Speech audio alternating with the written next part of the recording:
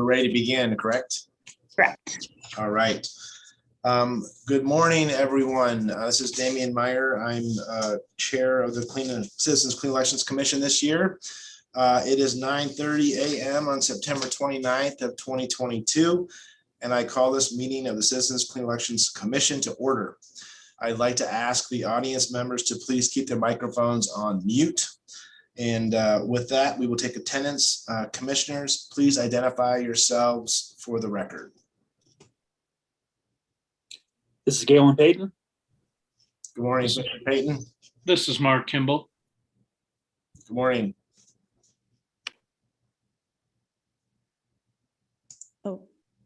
This is Amy Chan. Good morning. And Commissioner Titla, I see you there. Can you just announce your presence, please?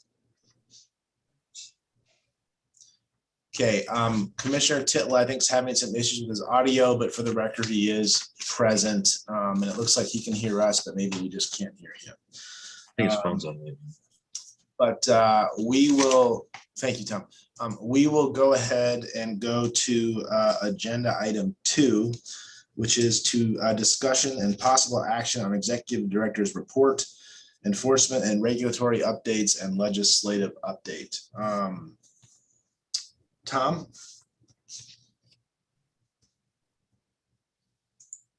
Yes, Mr. Chairman and Commissioners, thank you very much for being here today. Having a never ceases. So a couple of quick things we wanted to highlight. Obviously, we're going to have the voter registration deadline is coming up here in the next 2 weeks. Our voter education guides have gone out to households around the state. We have mailed 2.3 almost million guides, and they should be arriving this week as we speak. In the guide, we have 15 statewide candidates and 137 legislative. Just to highlight really quickly, we were happy to see that Gina was named as a Woman Achiever, as the unsung hero award winner from the Arizona Capital Times at this last week. That was we thought a wonderful recognition. We do hope we sing Gina's praises enough in our meetings and otherwise, but so I'm assuming that's not an implicit criticism of what we're doing, but nevertheless, it was a wonderful recognition for Gina, and we're very proud of her. And there will be an award ceremony, I think, I want to say November, but November 4th, sorry. So if folks are interested in that, please let us know. Tom, can you send that around to all of us for when that is? Yes, that would absolutely. Absolutely. Thank you. Speaking of Gina, voter education, our debate process is ongoing. We have debates happening both online and on television. As we over this week, last night we had the Attorney General's debate. Monday we have the Treasurer's debate, and then next week, Wednesday on the 6th, rather, we have Thursday we have the U.S. Senate debate featuring Senator Kelly, Blake Masters, and the Libertarian candidate Mark Victor. We are collecting questions for that right now, and we are very excited for that event.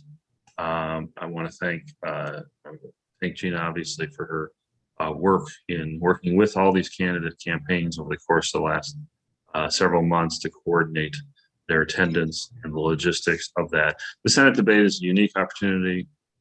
We are working with the Broadcasters Association, the Newspapers Association, to deliver this debate widely to people around the state live. So it's a unique opportunity for voters to see this debate. We believe it's the only scheduled debate between these candidates that'll be happening this election cycle. So that's a really important thing to highlight. Gina, I don't know if there's anything you want to add about the Senate debate. Sure. Mr. Chairman, Commissioners, Tom. Yes, so as Tom mentioned, the U.S. Senate debate is a very unique opportunity that we have been fortunate enough to bring to voters to get all of these candidates together on stage. It will be an hour in length, and we have been working tirelessly with all of our partners. It is quite the production to do this because it's, for the most part, all of our debates, we work with Arizona PBS and they're broadcast on Arizona PBS, which reaches about 80% of the state.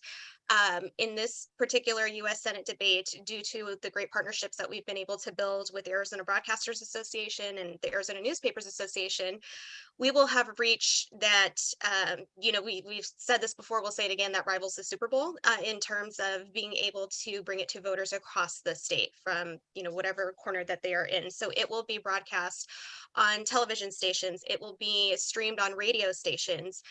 It will be streamed on newspapers, websites. And we are also bringing together closed captioning in English and Spanish. It will be simulcast in Spanish. And we are also having an American Sign Language production of it as well too. So the amount of access that we were bringing to voters for this particular debate really is unprecedented.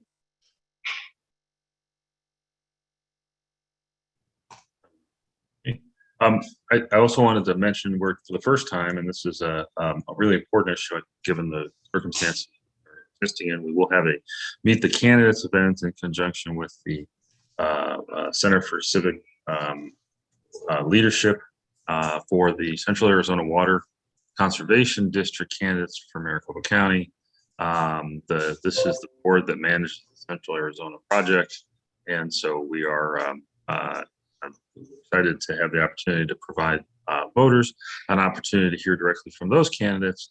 As we all know that water management, both on the delivery end and the financial end, is going to be something that's going to be crucial in the near term for the state. I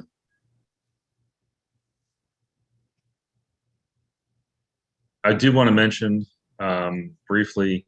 The state Supreme Court did accept, I guess late last month, kind of weird, took a little while to get the agenda,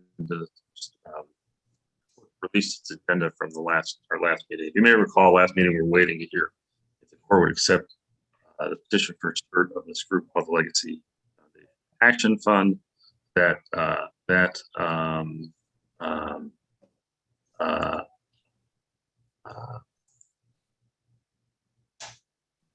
that case did get accepted. The issue there principally is whether or not the Legacy Foundation Action Fund, which missed the deadline to file an appeal from an enforcement action the commission undertook from the 2014 election, was essentially bars them from relief. They filed a special action. So they took that missing the deadline all the way up to the state Supreme Court, where they were not successful. Then they filed a special action, essentially bringing the same claims. So we're putting the briefing together on that. Right now, the oral argument scheduled for November 15th. This is an issue that, originally arose from independent expenditure report. But at this point, it's more in the nature of an issue about when a person who misses a deadline can challenge sort of on a broad basis something that they characterize as jurisdiction of an administrative agency. So it really has to do much more with finality issues.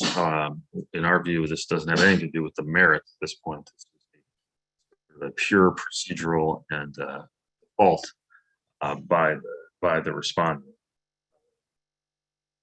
If you want more information about that, that we can provide it. This case, just for perspective, has been on this list here for about, I think, 2014 was when it originally happened, so we're in 2012. It's hard to for me to characterize necessarily how significant it is or insignificant it is, because it's just been hanging out there for a long time. But as I said, the actual underlying issue is not particularly necessarily exciting unless you care about, the real nitty gritty of administrative law and the restatement. A couple of quick notes, and then we can. So I know we don't want to belabor anything. The Secretary of State's publicity pamphlet for ballot measures is also out. They'll be hosting some Zoom town halls over the course of the next week.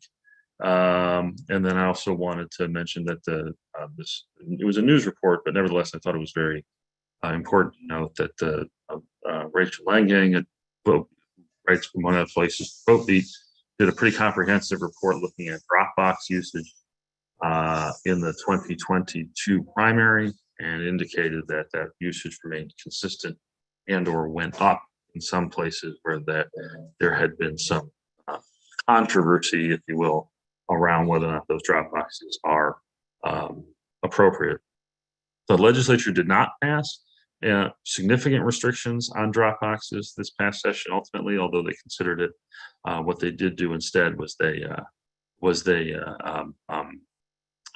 created a pilot program to basically try to make them theoretically more secure. But again, I think the usage indicates that whatever is out there, that in terms of really sort of misleading at best rhetoric around the effectiveness of drop boxes or the potential problems with drop boxes, voters are still using them. I also want to highlight, and we can send this to you later, that the Center, the Campaign Legal Center issued a report last week looking at efficiency of voter engagement and around the state in terms of ease of voting. On a 10-point scale, Arizona did get an 8 out of 10, which is good, but the report also sort of highlighted that there are issues in particularly in minority communities and Native American lands, respecting ways in which some things are more difficult, some things are more problematic in terms of our policies. One of those things, for example, they highlight is the placement of actual voting centers or polling places. So in that respect of Dropbox, people still using the Dropbox and being some evidence that people are still using it is important, because those are tools, again, that are helping voters get their ballots back more effectively. And so, from a practical perspective, if we believe participation is important, and we do, it's good to see some evidence that, in fact, some of this rhetoric is not cutting into participation. So with that, I believe that concludes my report, Mr. Chairman. Thanks for letting us take a little time here. And if anyone has any questions for us, please go ahead. Thank you. Absolutely. Thank you, Tom. And Gina, congratulations, very much deserved. That's great that you're getting the recognition. Everyone on this call knows how hard you work and what a service you do to Arizona voters and educating them. Pulling the debates together is just a small part of what you do. We all know how much you do, and we appreciate it. So thank you, and I encourage everyone to try to go to that award ceremony. That'd be really, really fun. Another question I had, I know, of course, our last meeting was about the gubernatorial debate. Is there any, I know Hobbs declined to debate. Is there any more we need to know about that, Tom, or is that just behind us at this point? You're on mute, my friend.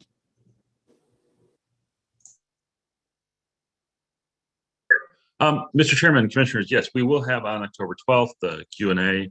That is a result of when we have two candidates and one candidate declines to participate, we offer a Q&A with the moderator. That's what we did in the primary election for the Democratic gubernatorial nominee. We will be proceeding with that on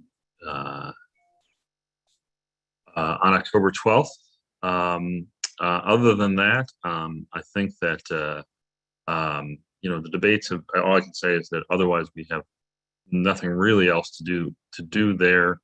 I think we've kept everyone as informed as possible about any changes in time and stuff like that, should the situation change. But at this point, we don't expect to hear anything else about that. Thank you. I watched the AG debate yesterday, and I thought that was, great for voters to see. Any other commissioners have I have any a question. questions on the report? Go ahead, Commissioner Payton. I was just wondering about the clean elections candidates that we sponsor. Is that a normal number, higher, lower, Tom? Mr. Chairman, and Commissioner Payton, the number this year is pretty roughly consistent with where we have been percentage-wise over the last couple of years. I think our high point in 2006 was somewhere around 60%. By 2020, we were down to about 20. That's about where we are. Now, there's some different factors around that. One of which is that there's a view, and I kind of say this a lot to folks when I ask, is that there's a view among political consultants that running clean is somehow a massively inefficient way to run a campaign. And a couple of premises that are in that view that are just flat incorrect. One, clean candidates can work with their political party as nominees to the same extent the traditional candidates. So there is, and the way that you now see political candidates in the nominee phase, statewide based, essentially merging their campaigns with the state party, provided that the barrier to, the funding barrier is there, in a sense, in effect, that the candidate themselves is not out there soliciting the donations and those kinds of things. But when the legislature expanded the ability to coordinate with the party, it did so on a basis that drew no distinction. So financially speaking, that candidate still has an arm's reach relationship with the funding, but the party has some ability to step in there. And I think that was a significant change. I also think that if you look at the amount of money that's involved in these legislative races, the reality is that most candidates still don't get much more money brought in than the clean funding. So there's some real, and again, the purpose of the clean funding is to break the link between direct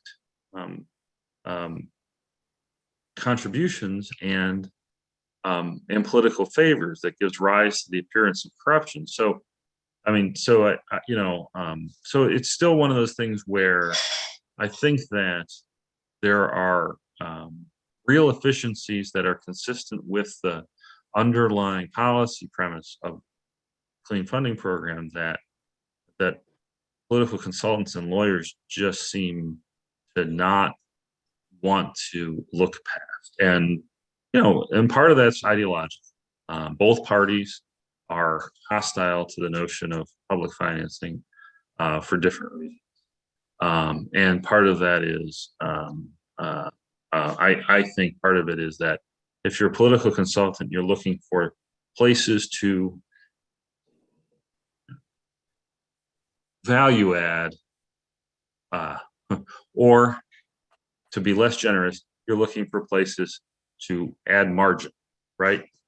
So when your budget is set forth by the Clean Elections Act, that margin is going to be static and not going to be, because a lot of times, the reality is that a candidate may be raising money for ads, and a candidate may be raising money for some form of grassroots outreach, although a lot of grassroots outreach isn't even a campaign expenditure. The reality is that in some cases, candidates are merely working for consultants. The sort of game of politics, in a sense, is to recruit somebody who can raise money, and then they pay you for the pleasure of having raised money that you're going to spend. So there's some real perverse incentives in the candidate consultant relationship that I think that the program kind of makes apparent. The long answer to your question, probably not. So the short answer was it's about where it's been. The long answer is I think it's illogical for it to be so low based on all the other circumstances that are involved in financing political campaigns, especially at the legislative level and at the lower statewide level. Treasurer, Corporation Commission, we still have all the corporation commissioners. We have one of the superintendent of public instruction candidates. I believe that if you look at, and I think we'll see this, that how goes the state is how goes those lower level candidacies. So the issue there is, again, what's the most efficient use of resources, putting aside the policy issues and the decision making of candidates in consultation with their consultant seems to be pretty illogical for a race like treasurer, for example. Those kinds of elections. So long as we're going to have those as elected officials, it seems to me that there's very little logic towards that candidate sort of saying, yes, I'm going to go out and raise a bunch of money. And then it's particularly important, I think, that we have, for example, a corporation commission, because if in those kind of regulatory roles where the potential for corruption becomes particularly acute. I think obviously we used to have the governor's race. I wish we still had that, because obviously there is a governor's vast authority. There is a particularly, again, an acute issue of potential for quid pro quo corruption. But those are kind of my thoughts on that sort of rationalization for why we are. Okay. Mr. Chairman, Yes, go ahead, Commissioner Kimball. I appreciate Commissioner Payton bringing this matter up, and I don't want to get into a lengthy discussion about it now, but I think it's something that we need to discuss probably early next year, depending on what happens with the ballot proposition that Terry Goddard has worked on. But it is concerning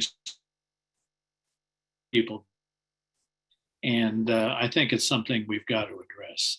But I think we should wait until and see what the ballot proposition does.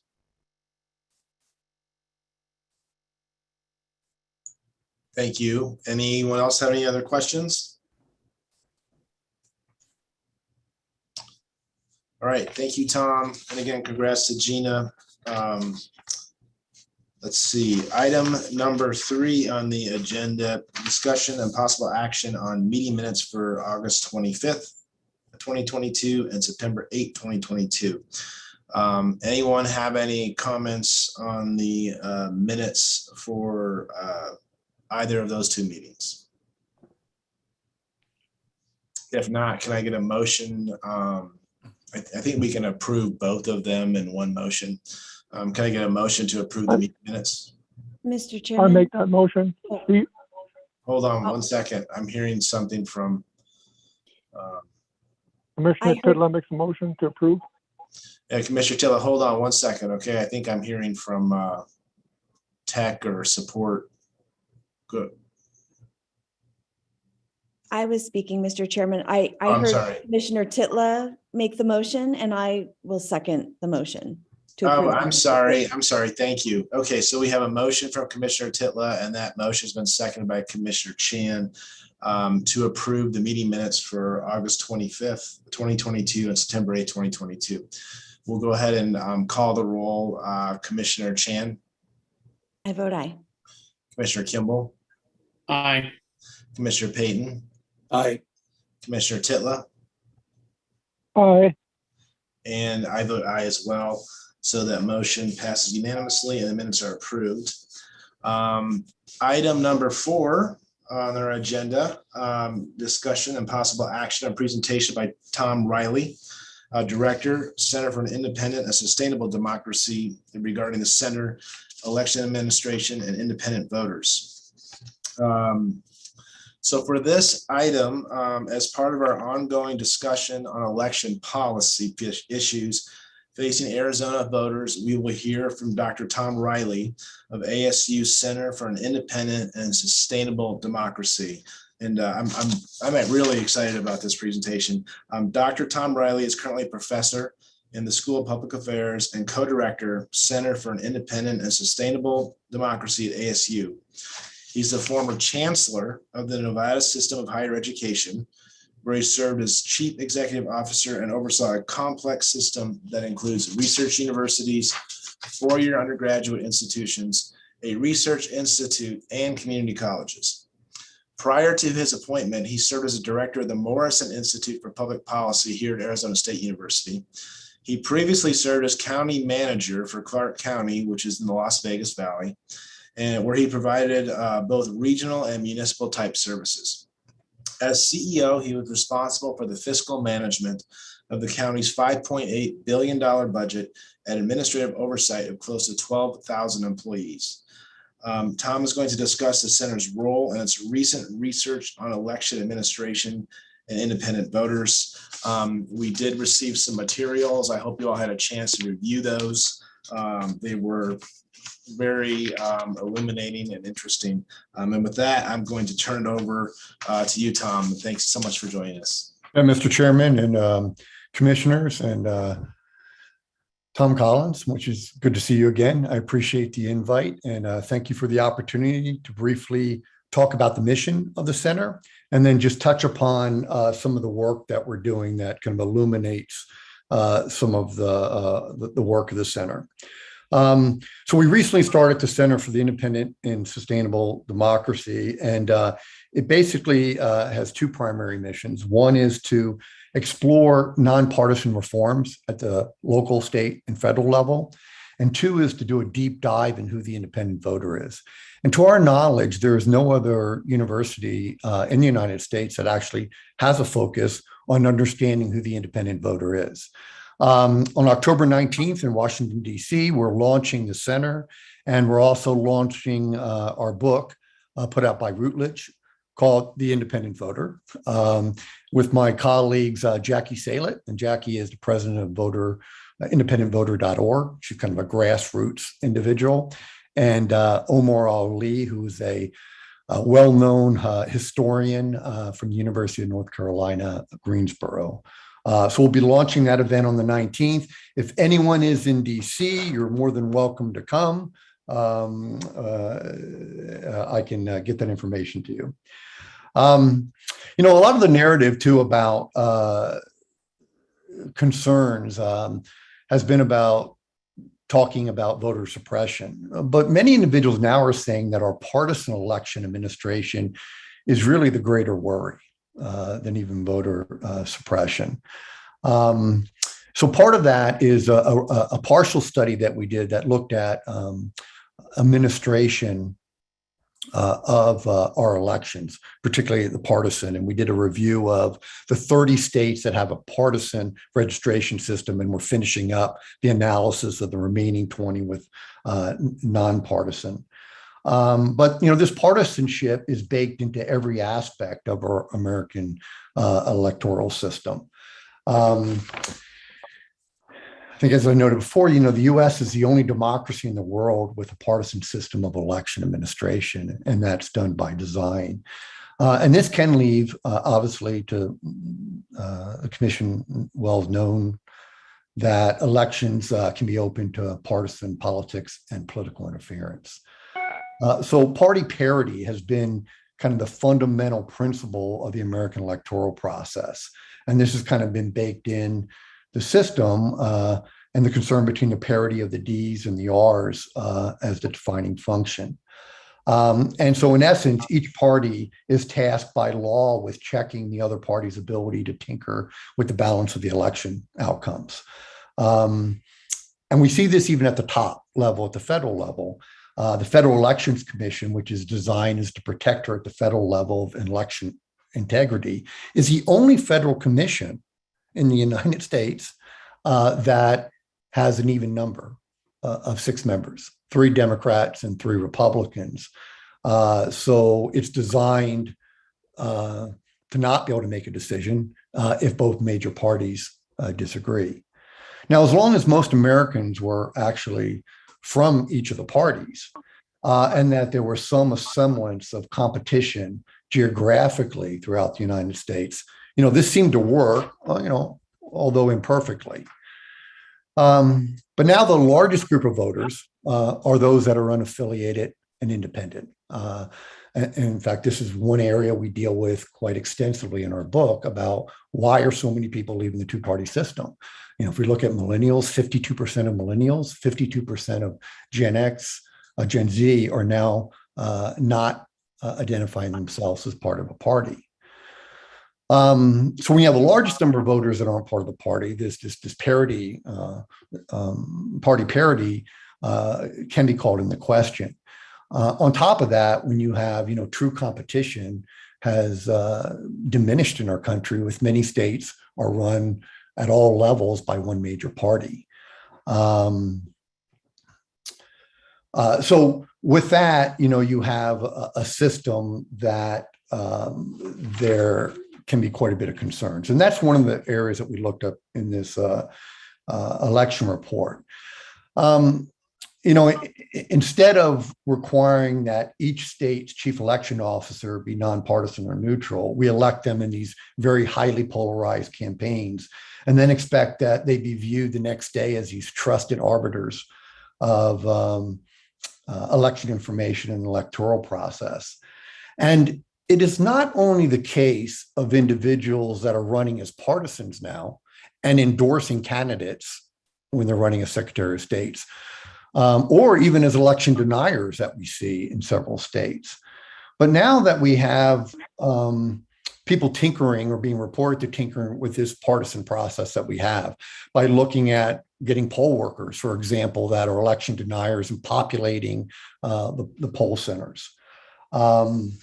So when we looked at something as dry and mundane as election codes, what we found is of the 30 states that 27 really gave preferential treatment to partisans wanting to serve, on election boards or as poll workers, and nearly half privileged partisans wanting to serve as election judges.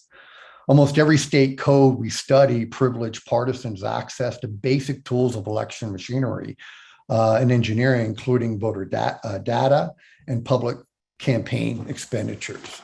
As I mentioned, this is kind of the first iteration of the report. We're finishing up the analysis and come up with a set of recommendations. But basically, at this point, we've been really calling for a larger conversation and attention to the concerns that we have in the United States about a partisan election system, and that this may very well be the most worrisome issue moving forward when we start talking about the integrity of our democracy. I'll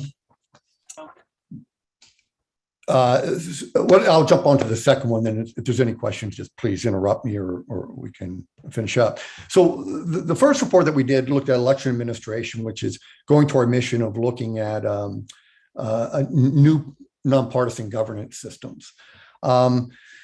The most recent study we just finished, and it's under review now with an academic journal, is to look at this notion of independent voting over time. So, most political scientists, political strategists really have been somewhat dismissive, as you well know, of who the independent voter is. The assumption is that most independents profess this independence, but they're really leaners. And this really kind of dates back to some of the seminal work in 1960 by Agnes Campbell of the American Voter. And that basically looked at surveys of the American National Election System, NES, particularly around the issues of presidents, governor, and Congress. And they begin asking individuals in 1960 to identify yourself, whether you're Republican, Democrat, or Independent.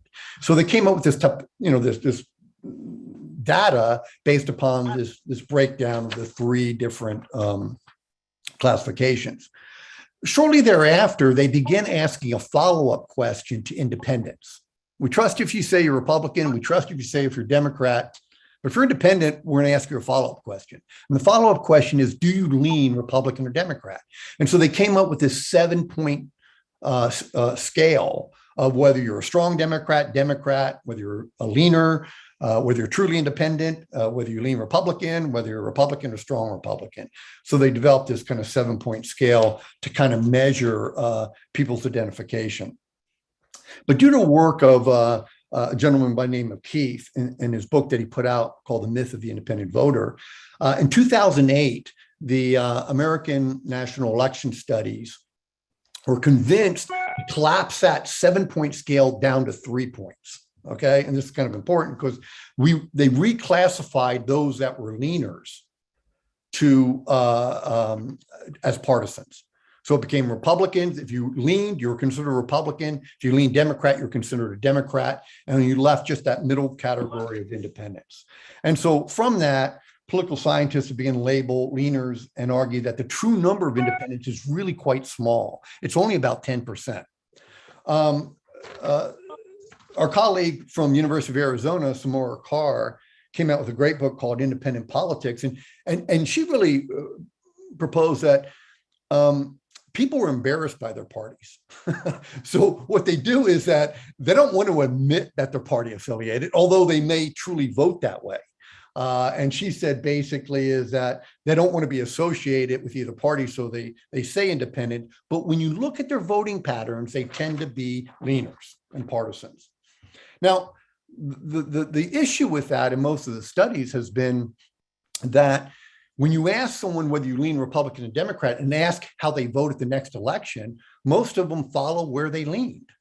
And what wasn't taken into consideration is maybe they were voting for positions, maybe they were voting for individuals, but there hasn't been a lot of studies of looking at voting patterns over time. One of the lead persons advocating for this was actually, he's a professor at Stanford, was actually the president of the board of ANES, says that you really have to look at voting over time. And you need to look at down ballot. You can't just look at the top positions. Look at down ballot and start tracking independent voters over time. Okay, so what we did is that we took data from 1972 to 2020 and looked at that very issue, is that let's study independent voting over time and see, if there are truly sticking to one party or another. And now it's wrapped up, but what we found was that when tracking independent voting behavior over more than one election, we saw a significant volatility in voting loyalty. Our analysis on how independent voters and non-voters, which is really important to get at what triggers them to vote, we found from one cycle to the other that there was significant fluidity with voters and non-voters, and they were incredibly unpredictable, which is really kind of the central theme of our book, that if you really think you know independence, you have another thing coming. They are so unpredictable and volatile in their voting, and they really do deserve a deeper dive. And if I was a partisan running a campaign, I would really want to get more insight into how this group of voters that supported Obama by 8 percentage points, flipped to Trump in 2016 by 4 percentage points, and then flipped back to Biden by 13 percentage points in the last election. But what we did is that we looked at all three voting scales. So we looked at that original scale, tell us how you are, Republican, Democrat, or Independent, the 7-point scale, and then the collapsed 3-point scale. And in every one of those scales, we saw an incredible amount of volatility, and that the identification really depended upon specific candidates on an issue on the ballot, short-term interest versus, that they had much more short-term interest in this long-standing loyalty to a party. And then the research also confirmed that a sizable number of independents moved in and out of independent status from one election to another. So I think this study, I think, will add to the limited number of research that has actually looked at independents over time and not just looked at them in one election. And this is coupled with some really interesting emerging research that is coming out in down ballot. There was a great study that was done just in North Carolina that when you look down ballot and you get away from the president or celebrity candidates and look down ballot, you see again this incredible amount of volatility. And then this the last thing I'll just mention too. I think Tom, Ms. Collins put this in your package was a study that we did that looked at media consumption and who people talk about their voting patterns. And this is just actually published a couple months ago. And what we did is we asked, we based upon the research that Pew had come out with that, people tend to choose their media sources to fit their reality, right? That we have this cafeteria style and we're able to choose media stuff that reflects our worldview. And then when we do that, we end up talking about it with people who think and act like us. So liberals, conservatives, and moderates kind of live in these bubbles. And so what we used in Arizona is that because Arizona is kind of more or less a third between Republicans, Democrats, and independents, to ask them where they get their media sources and then who they talk about. Who do they talk to? And so we looked at all these media sources. We didn't do a content analysis of media sources, but we based upon their perception of whether it was liberal or Republican. And this kind of mirrored some of the research that Pew came out with, but our study looked at independents equally with partisans as Republicans and Democrats. Sure enough, Republicans tend to get their news sources. The more conservative you are, you tend to move towards Fox and others, and you have Republican friends. Democrats have Democrats friends, and they have a different set of news sources. Independents are a bit distinct from the two, but Republicans and Democrats were more likely to have independents as part of their circle of friends they talk about. And when they did, which is, I think, the big takeaway from the study and was most significant, is that it tended to moderate their news sources, right? So when you had more independents in your circle of friends, the media sources moderated, particularly for those that are Republican. And so where previous research shows that individuals with highly polarized views are less likely to discuss politics with those with opposing views, our research really shows that partisans, when they continue to discuss stuff with politics with independents, they perhaps are a little more open to considering different points of view. The last thing I'll say about that study is that Twitter picked up on it, and the big outcome that came on the Twitter study was not what we felt is the most significant part of that study. It was that young Democrats were most likely to unfriend you on Facebook. Independents are less likely to knock you off of Facebook if they disagree with you. Young Democrats were most likely to kick you off. Well, with that, sorry I was going through that at such rapid speed, but I do think that the center that we have will add some incredible value. Our book that comes out there, which is this, I think it's probably one of the more comprehensive views and deep dive look at of who this very unpredictable, volatile group of voters are. But we also tied in this notion about how do we explore as a country more nonpartisan alternatives from everywhere from the Secretary of State and elections, but just how we do business in the United States.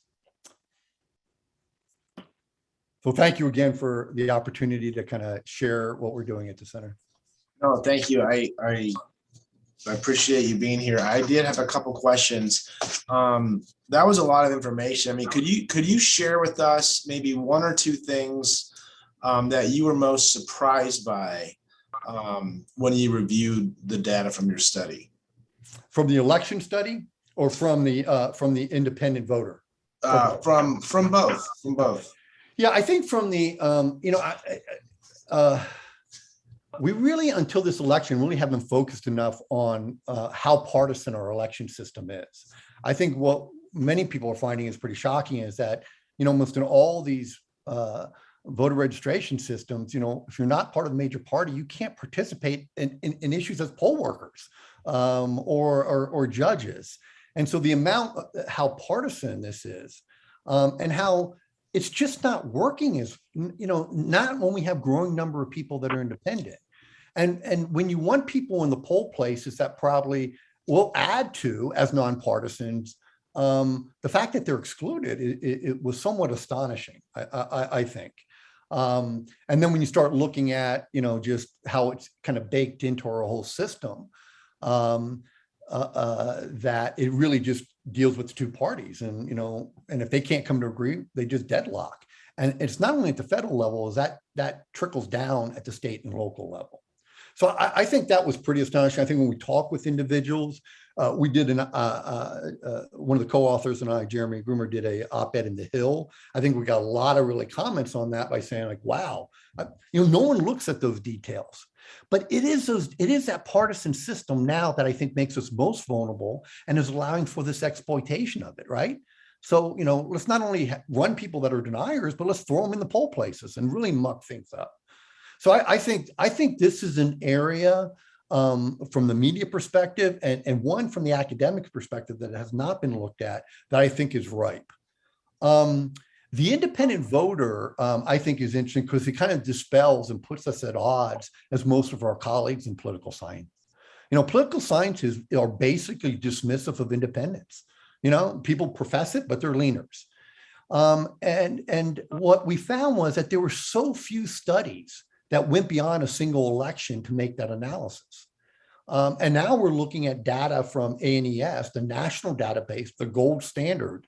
And I think what we found was that there is a great amount of volatility. And I'll tell you, if people think they can tell you how independents vote, they're not being truthful. Because I think that they are incredibly a volatile group of voters. And I think, what happens with partisans is that when independents perhaps vote for them in one election, they begin treating them as partisans instead of independents that, don't have these firm loyalties that people think they have.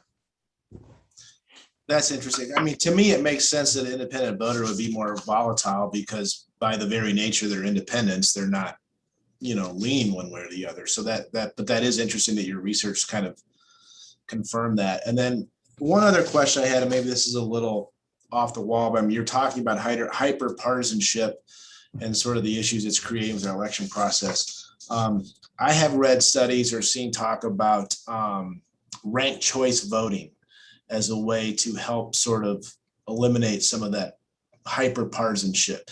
Have you guys looked at that, or do you have any thoughts on that? Like, I know they use it in Alaska. I'm just curious. That's something. Yeah, we did actually. We covered. We have an actually section. One of the chapters I wrote actually dealt with the prevalence of ranked choice voting worldwide. Ireland endorses it. There's a lot of counties and municipalities in Utah, surprisingly, that have adopted ranked choice voting. And I think we kind of viewed it as one of many ways to look at perhaps this hyper polarized system, and that some of the criticisms of ranked choice voting was that it's more complex. People may have a hard time understanding it, but we also address other ways for individual communities or states to consider in addition to ranked choice. There's a whole talk of why do we even have primaries? Why do we have primaries in majority of states that exclude independents or unaffiliated from voting? And parties will argue, well, it's our party, we should nominate our own individuals. Yeah, maybe you should, but taxpayers shouldn't pay for it if you're going to exclude a large portion of voters. So, there is this kind of body of research and thought coming out there. Why not just eliminate primaries and go to the top 2, top 4, top 5 vote getters? So I think the message we kind of put out there is, instead of just, there's a lot of different models that are out there, including ranked choice, including top 2, top 4, top 5, and that communities will probably best look at what might work in their community. I know I'm from Nevada. I just came back from Nevada again, and they have on their ballot ranked choice voting this time. Both parties have come out pretty strongly against it. The process in Nevada is a little more complicated to change the constitution because you have to code 2 votes of the people, and they meet every 2 years. So even if it passes now and it's polling slightly ahead, it will require another 2 years. But the challenge individuals have is explaining it to voters, right? So we've been kind of baked in the system of the primary and the top 2 between, the top vote getters from each party. So putting another layer of it for some is confusing. So when you, I'm sorry. Alaska, it's very prominent in Utah at the local level. So when you hear both parties are against it, what's your reaction to that? because my initial reaction is, well, maybe that's a good thing. Well, it was interesting is that, and I don't know, Tom Collins, if you were at this, but, when I was at Morrison, we had kind of put out a report on the independent voter, and it was right after Trump was elected. And it was like 2 weeks after the election. And, so there's a lot of just high emotions, if you will. But when we start talking about open primaries, I'll tell you, I never saw the parties unite against a common enemy. You would think that there wasn't this partisan election that just happened in 2016. It was this notion is how dare do we consider opening it up? Yeah. All right. Any other commissioners have questions? Mr. Chairman, Mr. I Chan? just wanted to thank Tom for coming and spending this time talking to us. I've often thought over the years that despite knowing that all of our independent voters are not in a party that is the independent party, that there should be an opportunity for them to have their own primary, which may sound crazy, again, just because they are so disparate and they're all not members of a recognized party for a reason, and those reasons may differ. But I really think that even though Arizona has open primaries, I think aside from the Libertarian Party, which did, I think, sue successfully to keep theirs closed at their discretion, that a lot of independent voters, even high efficacy voters who are well educated and have every advantage, still don't really realize that they can vote and participate in the recognized party primaries. So, and we've had those open primaries for, I think, decades now. It's hard to remember. I'm getting so old that it seems like it's been forever, but it may be a little more recent than I think. But the other thing that I find interesting, when I started getting involved with elections, is that we do have these partisan elections at the statewide and legislative level, and maybe at other levels, Board of Supervisors, for example, but then at the city level, at the school board level, those are nonpartisan primaries. For the most part. And I've never understood the rationale for maintaining partisan elections at these other levels when I guess there's got to be a rationale somewhere for how these policies began. And I would really love to learn more about the reasons for those. I will say that in recent years, maybe longer than recent, for city primaries or for city elections, for example, I see the folks running, putting their party on, even in these nonpartisan elections. Like it's, I guess an indication like, hey, it's a nonpartisan election, but these are my values. That's how I kind of interpret it. So,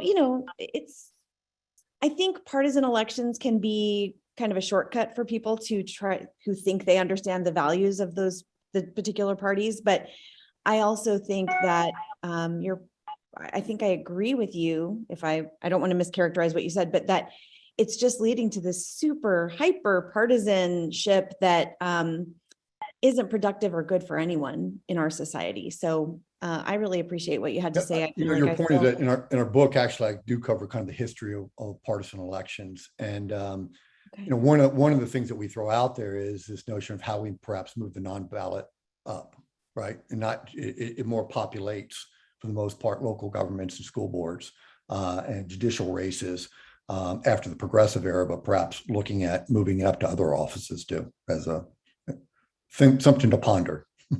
Thank you. I'll have to check out your book. Thanks. Thank you. Any other commissioners have any questions?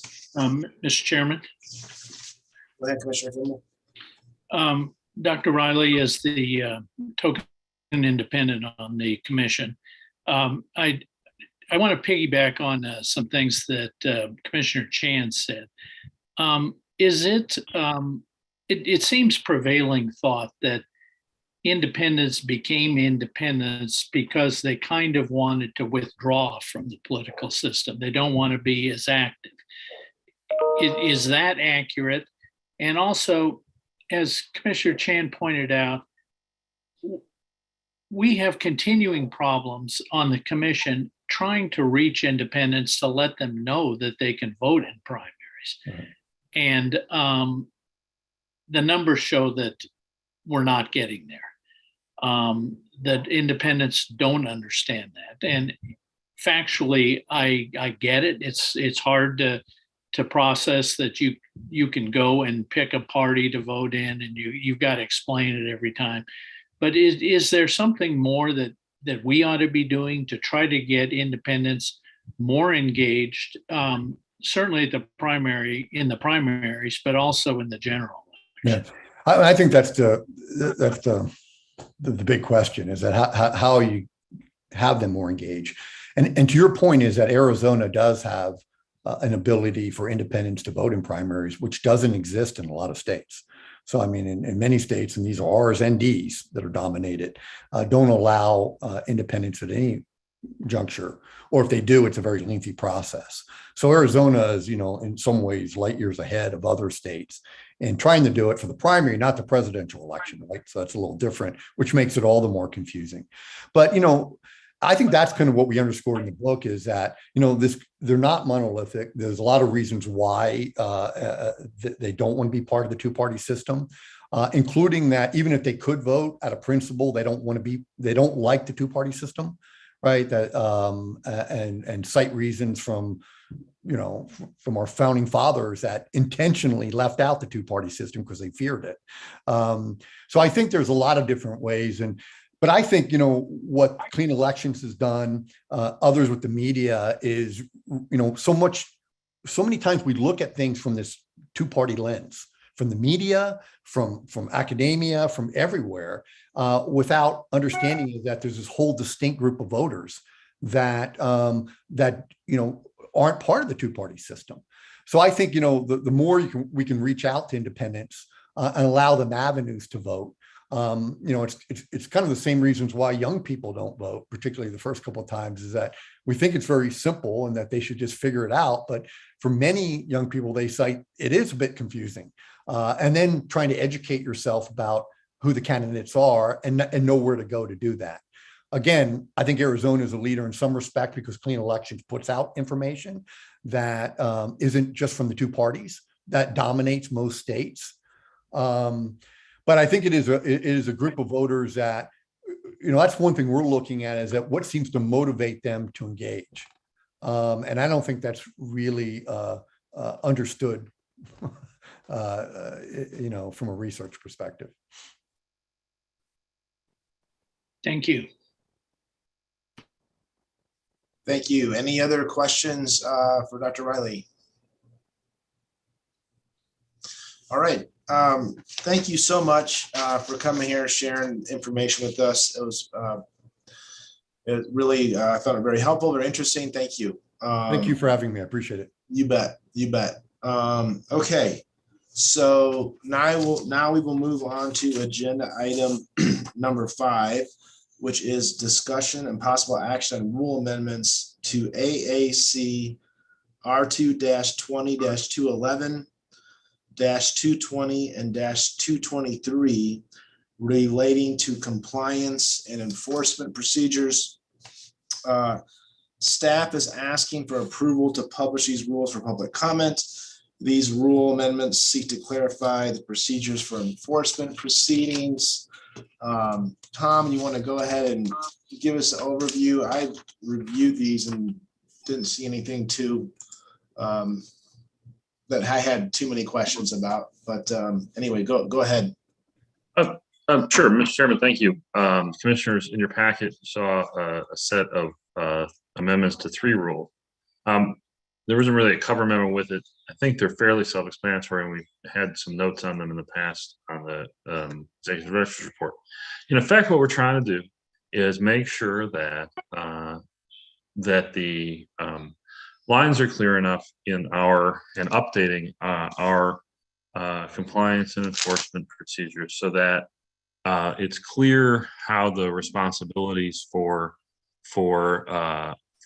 certain administrative actions flow and how that is set forth. In other words, the way that our rules are set up, at the time those rules were drafted 20-something years ago, the commission had a position called admin counsel that was filled by an attorney, and the Attorney General's office was structured in kind of a different way than it is now.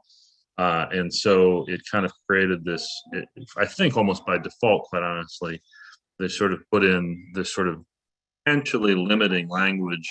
I'm not sure it's that limiting, but nevertheless, it's certainly it certainly bears sort of consistency to say, look, when the commission authorizes an investigation, it's essentially authorizing the staff to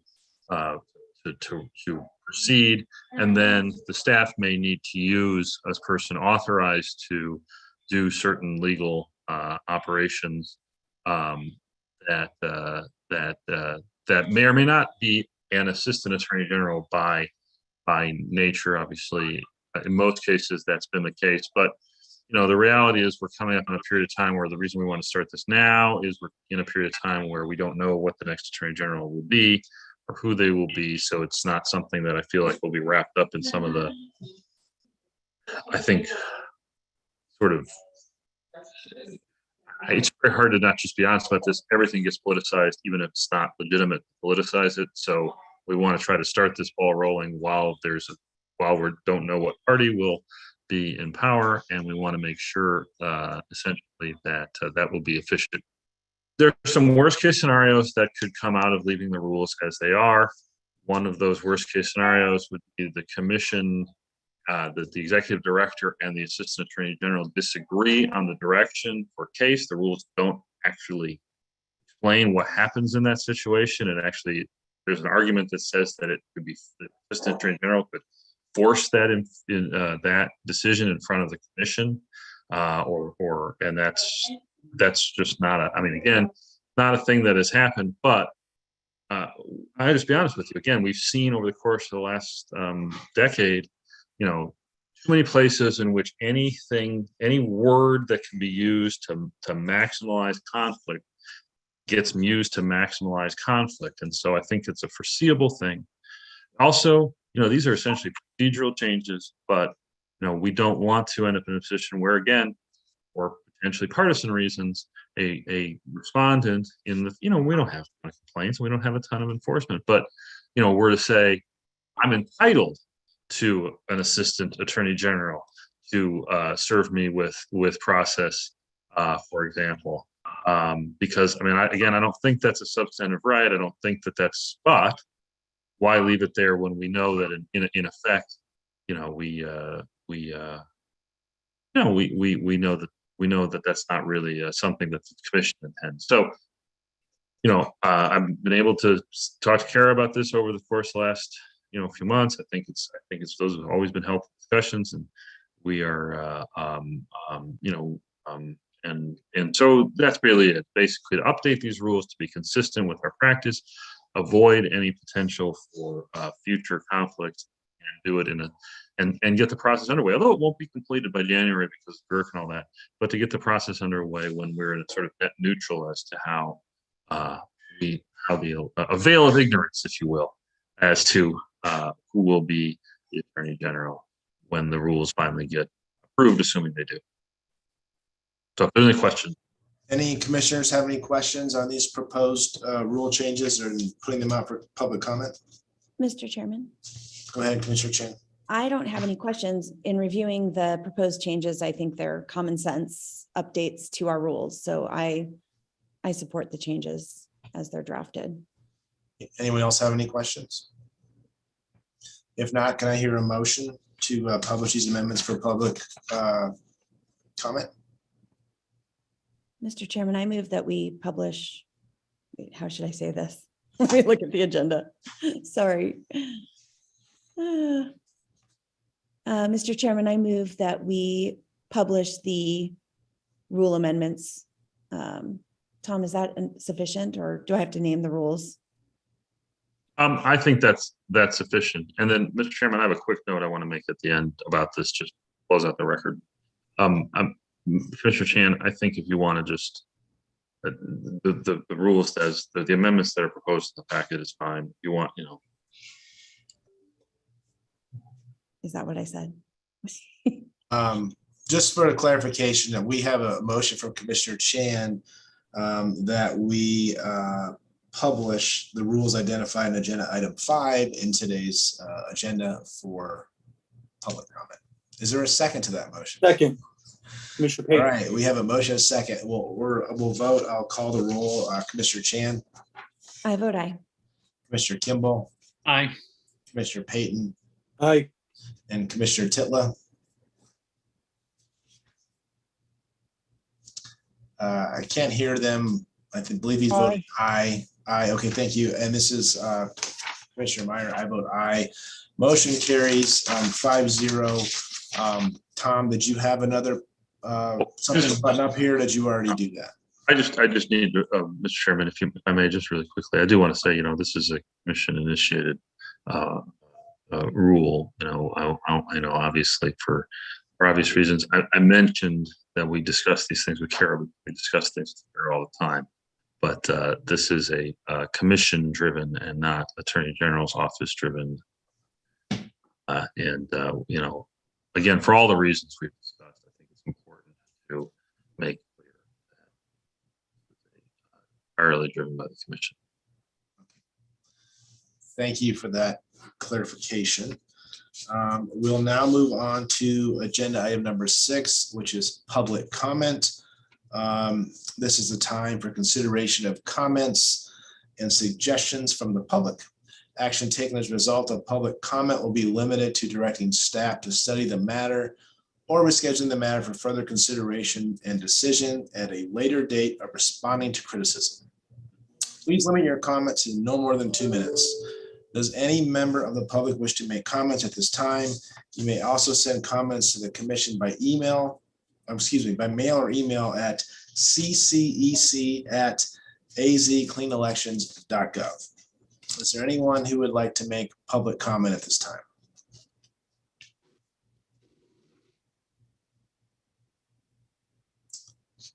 All right, it doesn't look like we have anyone there. So we will go on to agenda item number 7, which is adjournment. Do I have a motion to adjourn? Mr. Chairman, I move that we adjourn the meeting. Thank you. Is there a second? Commissioner Kimball, second. All right, we will call the roll. Commissioner Chan, I vote aye. Commissioner Kimball, Aye. Commissioner Payton, Aye. Commissioner Titla, Aye. and this Commissioner Meyer. I vote aye as well. Motion carries. We are adjourned. Thank you all. We'll see you.